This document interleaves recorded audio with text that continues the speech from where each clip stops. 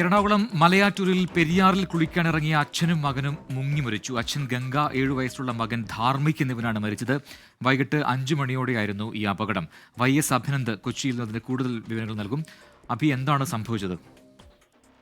പ്രജിൻ ഇന്ന് വൈകിട്ട് 5 മണിയോടുകൂടിയായിരുന്നു മലയാറ്റൂരിൽ പെരിയാർ വൈസ്റ്റൺ കുടിക്കടവിന് സമീപം കുളിക്കാനിറങ്ങിയ അച്ഛനും മകനും മുങ്ങി മരിക്കുന്ന സാഹചര്യത്തിലേക്ക് എത്തിയത്. നെടുവേലി വീട്ടിൽ ഗംഗ, 7 വയസ്സുള്ള മകൻ ധാർമ്മിക് എന്നിവരാണ് മരിച്ചത്.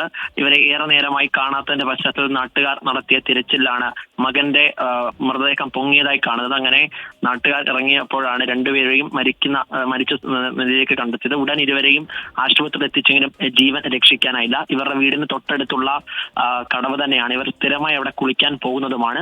പക്ഷേ ഇന്ന് ഇത്തരത്തിലേക്ക് ഒരു ദാരുണ സംഭവം വൈകിട്ട് 5 മണിയോടുകൂടി ഉണ്ടാവുകയായിരുന്നു. നാട്ടുകാർ കൃത്യമായി ആശുപത്രിയിൽ എത്തിച്ചെങ്കിലും രണ്ടുപേരെയും രക്ഷിക്കാനായില്ല. ഇപ്പോൾ മൃതദേഹം സെന്റ് തോമസ് ആശുപത്രിയിൽ സൂക്ഷിച്ചിരിക്കുകയാണ്. ശേഷം പോസ്റ്റ്മോർട്ടത്തിന് ശേഷം ബന്ധുക്കൾക്ക് കൈമാറും എന്നാണ് ഇപ്പോൾ ലഭിക്കുന്ന വിവരം. YS അഭിനന്ദാണ് കൊച്ചിയിൽ നിന്ന് വിശദാംശങ്ങൾ നൽകിയത്.